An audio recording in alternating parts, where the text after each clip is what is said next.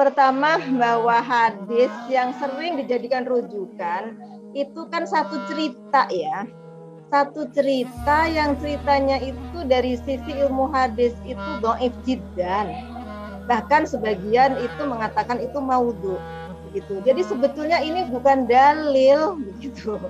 Tetapi karena kuatnya patriarki ini kemudian dianggap sebagai dalil dan kemudian terus-menerus diajarkan seolah-olah itulah kalau tidak seperti itu maka itu istri yang durhaka kepada Allah. Loh, dalilnya sendiri sebetulnya dalil yang tidak bisa digunakan.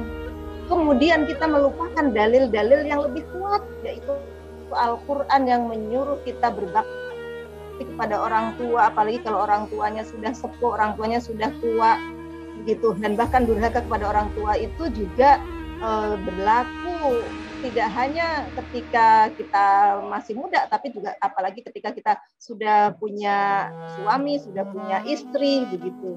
Jadi sebetulnya yang perlu belajar adalah suaminya.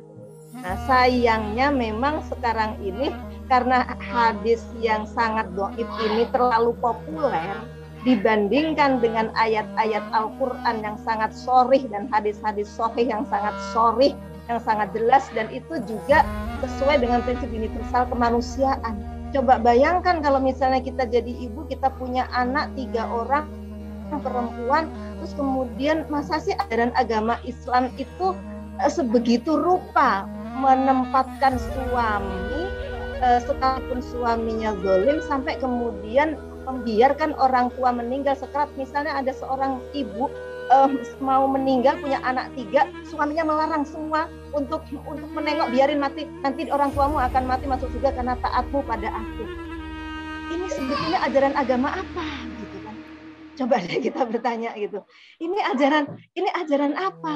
Jadi sebetulnya yang perlu dikoreksi adalah cara berpikir yang dianggap itu adalah ajaran Islam, padahal sesungguhnya bukan itu yang menjadi ajaran akhlakul karimah. Nabi kan diutus untuk innama bu'itsu liutammimah makarimal akhlak. Apakah itu akhlakul karimah? Nah itu. Jadi dalam hal ini ya suaminya memang harus belajar.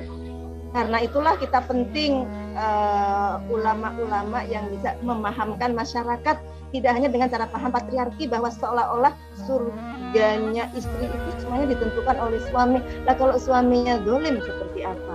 Terus kemudian kalau istrinya melawan walaupun suaminya zalim, dia tetap neraka. Enggak seperti itu juga kalau kita melihat kepada ini Rasulullah. Kita itu taat kepada makhluk, kan itu kita juga ada kaidah la ta'ata li makhlukin fi ma'siyatil khaliq. Kita tidak boleh taat kepada makhluk dalam hal kita bermaksiat kepada khaliq. Membiarkan orang tua mau meninggal sekarat sakit nggak ditolong, itu maksiat loh, durhaka itu. Apakah kita kemudian wajib menaati kepada makhluk padahal makhluk itu mengajarkan kedurhakaan kepada Allah, dan Allah bahkan memerintahkan kepada kita orang tua kita itu walaupun wa in jahadaka ala an tusyrika bi syai'an, orang tua kita maksa kita untuk syirik saja kita harus tetap memperlakukan kedua orang tua dengan baik. Nah, ini kan berarti ada cara pemahaman yang harus diluruskan. Jadi ini salah satu cara kita meluruskan gitu ya. Nah gimana kalau itu kejadian ada di dalam rumah tangga, suaminya kekeh banget menganggap itu satu-satunya kebenaran gitu ya, dan kemudian mengancam istrinya. Nah istrinya kemudian menjadi takut, menjadi sedih. Nah ya cobalah sepinter-pinter kalau bisa dipahamkan, dibukakan bahwa itu, makanya istri juga perlu pinter gitu, kasih tahu suaminya bahwa itu dalilnya mana gitu ya. Oh ada hadis ini, itu hadis statusnya apa? Hadis ini statusnya adalah sangat-sangat dhaif. Itu kan cerita. Dan cerita itu cerita yang kebenarannya itu tingkat kebenarannya itu sangat rendah. Sementara hadis sahih yang lain itu banyak sekali yang memerintahkan berbakti kepada orang tua justru ketika orang tuanya sepuh, orang tuanya sakit. Jadi ajak ayo dong kita rujukannya ke hadis ini. Bahkan Imam Nawawi dalam kitab syarah Sahih Muslim ketika menjelaskan tentang hak muslim atas muslim yang lain ketika sakit itu ditengok. Nah itu yang sangat wajib bahkan ya, itu ketika orang tua sakit anaknya wajib menengok pada orang tua.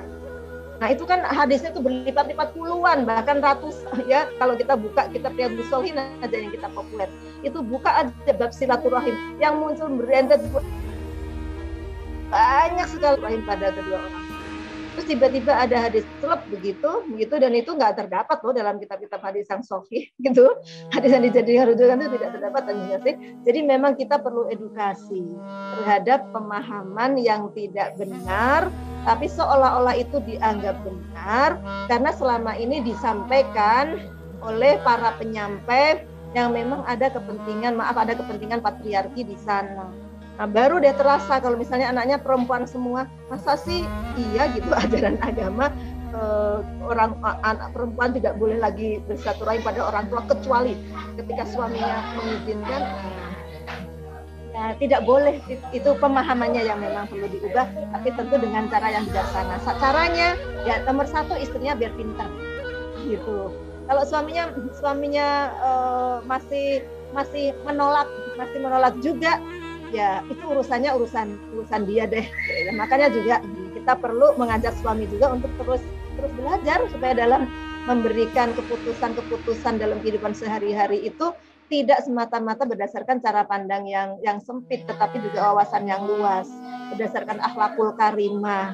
Itu universal lah itu. Orang tua sakit, orang tua meninggal, anak datang, itu kan pandangan universal. Apa kata dunia? Kalau kemudian ajaran Islam itu istri nggak boleh nengok pada orang tuanya walaupun sakit. Kalau suaminya nggak boleh, orang tuanya masuk surga karena istri taat pada suami. Pasti seperti itu. Saya mohon maaf nih bolak-balik seperti karena persoalan ini memang sering ya kan di mana-mana gitu ya. Jadi ayo belajar pada hadis-hadis yang lebih sahih gitu ya, tafsir dan syarah-syarahnya. Nanti kalau kapan-kapan kita bisa bukakan ya kitab Riyadhus Shalihin itu yang paling populer aja deh.